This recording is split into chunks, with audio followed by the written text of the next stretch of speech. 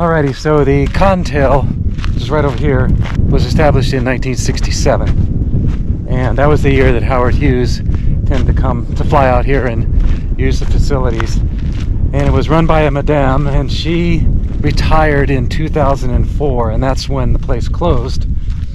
And subsequently it was offered for sale. And the number on the for sale sign, and it's still there, is the number for the folks that ran the airport. So it was the same outfit that ran both of them. So we're going to head inside and check out the Cottontail. There's a gate here, it was closed off.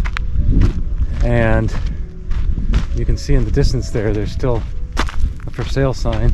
All the numbers are covered up, so I'm not sure what that means, but we are in the actual location of the Cottontail Ranch, and you can see the remains of the burned down place.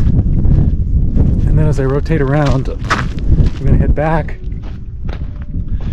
You can see the beautiful desert landscape, and then directly in front of me is the airport. And right through the gate you can see the airstrip heading down that way with the tires. And curiously, as I was driving in, I saw a windsock out there, which is still there.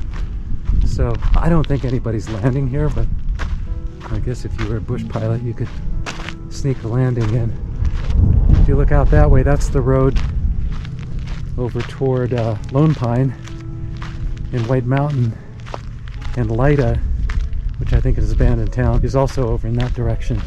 Okay, the Cottontail Ranch has a awfully interesting history, and I'm going to talk about that a little bit as we fly over the airstrip. And I should point out the airstrip's over a mile long. It's probably about 6,000 feet, so it's a pretty nice airstrip, and you could land a decent-sized aircraft there. It's located in Esmeralda County. As you may know, brothels are only allowed in counties with a relatively low population, and there's absolutely nothing there. Lida Junction was just the cat house and the airstrip, and that's it. Lida Junction is at the junction of Highway 95 and Highway 266.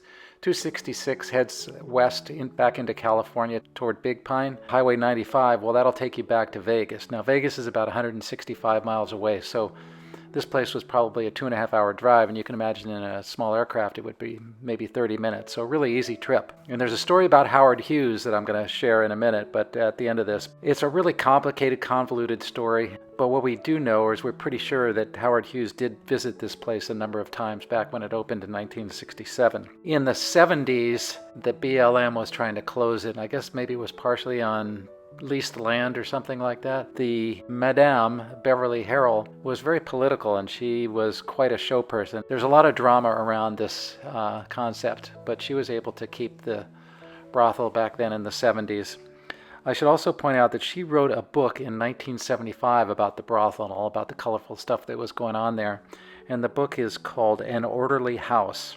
Beverly Harrell retired in 2004, and the brothel was closed at that time, and it was never reopened. The land was bought by Lanny Love, a woman who had bought a lot of land in the area, including 3,300 acres nearby. She also bought a luxury ranch that was pretty local and part of the town of Lida, which is up the hill from here. I believe that she is now offering it for sale, or whoever it was passed on to, and I think it's still for sale at this time, but nobody has bought it. So back to Howard Hughs. On April 5th, 1976, Howard Hughs died. There was this guy named Melvin Dummar, and he claimed that he was out one evening in late December of 1967. He picked up a bum or somebody who had been beaten up along the side of the road and gave him a ride back to Vegas, gave him a little money, and then he just went on his way to Southern California. Now, he claims that later that year, a man came in to his gas station, left a document with him, which was a will, which included him in like a 1/16th share of his estate. So he ended up going to court, and the whole thing was dismissed as fraudulent, that the guy had just made it up. And that's all good, except that there's a fellow by the name of Robert Diero, and no relation to Robert De Niro.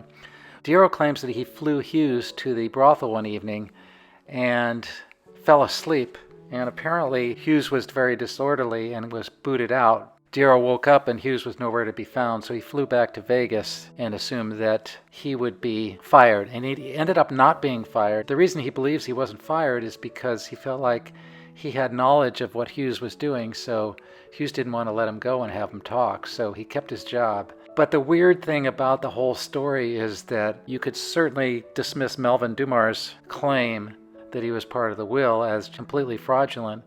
But the problem is that Robert Diero's story about that evening sort of lends credence to the idea. So nobody really knows what's true, but to this day, Dummar has not received anything for the estate. There's a couple of side notes that should be mentioned. And one is that Howard Hughs was pretty eccentric, of course, and he actually did not have a will.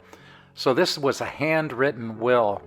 And one of the interesting things about it was that there's a lot of misspellings and things like that. And Hughes was known as a pretty meticulous person, and it really wasn't expected that he would make those kind of misspellings. And the other thing is, someone claimed that the handwriting just didn't match. So it was pretty proven that it was most likely a fraudulent claim by Dummar. But there are others who actually believe him and believe that there is some credence to the story. Now, Dummar ended up dying in 2018, and he had never received anything from this claim. So that was kind of the end of it. But back in the day, it was a pretty romantic story. And there was a movie that was produced about it, and the movie is called Melvin and Howard, and it was produced in 1980. So it really caught the fancy of the public, and whether the story was true or not, it was pretty romantic. In fact, I would almost think the story itself is more romantic than what one might experience at the Cottontail. But anyway, the other thing I should mention is that I believe the Cottonwood was the first legal brothel in Nevada in 1967. It was a pretty famous place. So the bottom line is that it's a pretty fascinating story, and there's definitely more research that can be done. There's a lot more information online that you can check out, and also, of course, the book, the 1975 book, An Orderly House by Beverly Harrell, should be interesting, as well as the 1980 movie. As far as I'm concerned, I think I'm going to go ahead and check out both of those. And if you're taking the side that you want to believe the Dummar story, there's a book by Gary Magnuson called The Investigation, which takes a pro-Dummar approach. Okay, then I hope you enjoyed learning about the Lida Junction abandoned airport as much as I did, and about the Cottontail brothel here. Real interesting place. Kind of sad to see it in its current state, but that's just the way it is. So anyway, if you enjoyed the video, give it the old thumbs up, like and subscribe, and until next time, thanks for watching.